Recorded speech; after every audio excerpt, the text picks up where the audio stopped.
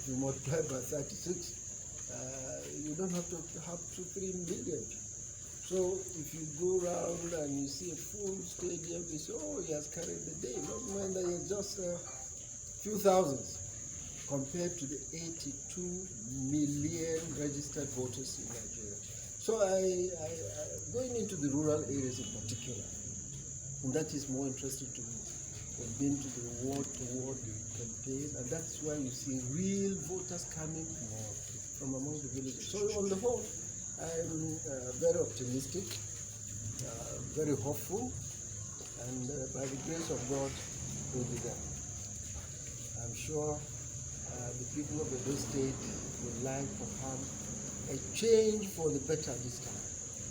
And I commend my friend and brother, the immediate past national chairman of APC, who is magnanimous and honest and honorable enough to look at the face of the Edo people to tell them, look, a mistake has been made and we want to right the wrong.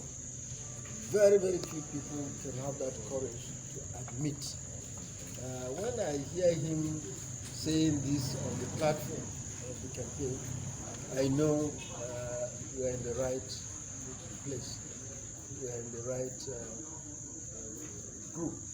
That this is a leader that can own up and is confessing to the people that look, we've discovered that what we did in 2016,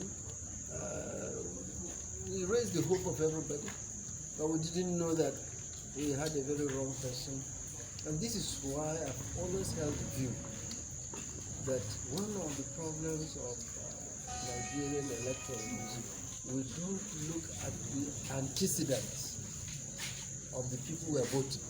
It's not about money, it's not about godfatherism, it's not about the huge or big size of the party. I'm a very good living example. Many of you probably know the story. In 2003, I ousted a sitting PDP governor from my small party, small in quote, the NPP. And I didn't have the much money you talk about. I didn't have the godfatherism. I didn't have all it takes. But we had the commitment, we had the courage, we sold our integrity. I was in public service for almost a quarter of a century, so I'm very hopeful that we are now giving Edo people the right person, and by the grace of God, we'll do that. So you are sure of your friend, your brother, Ibrahim, that is going to perform?